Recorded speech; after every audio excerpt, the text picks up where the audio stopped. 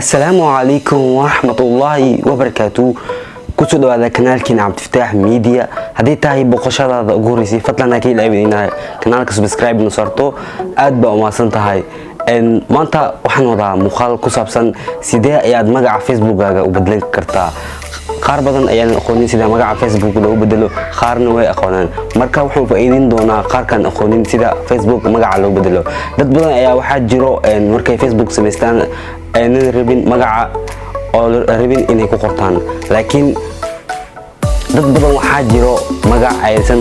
raali ka in lagu qoro markay gadaalka arkaan inay iska bedelaan ay rabaan sidee ayay ku bedelan karaan marka magaca Facebook-gaaga inta muuqaalka si guud gelin waxa ka codsanaya hadda muuqaalkan keesho inaad like inoo sarto share gareyso muuqaalkan wuxuu yahay sidee ayaad Facebook-gaaga magaca ugu bedelan kartaa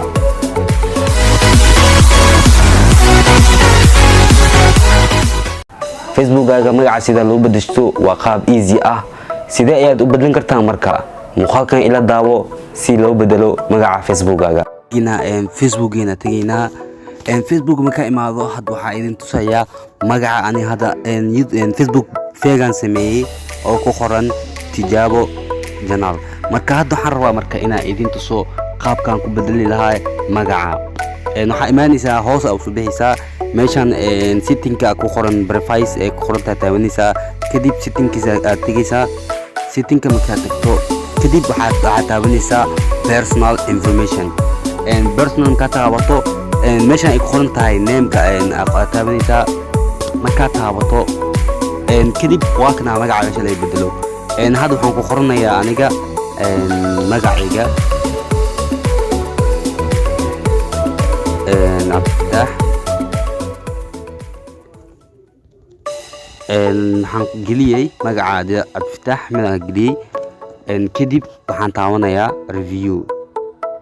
waaka marka muhiimadu waxay tahay marka ina adiga password-kaaga aad taqaanid password-ka kugu sameysan Facebook-gaaga aniga hadda password-kaygaan gelinaa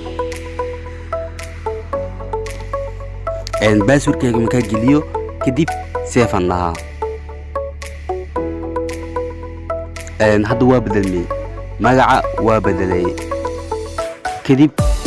waxa idin tusaa marka magaca intuu bedelmay iyo in kale waa ka jida magaca waa bedelay waxaan ku qoray Abdulfatah Ahmed waa ka magaca saasa loo bedelaa magaca Facebook-gaaga inshallah qaybta xigana waxaan soo dhigi doonaa sida Facebook-ga password-ka loo bedelo waan filaa inaad ka heshay muuqaalkan adna wax badan ka faa'iiday inshallah muuqaaladan oo kale hadaad rabto inaan soo badino hada comment inoo gurib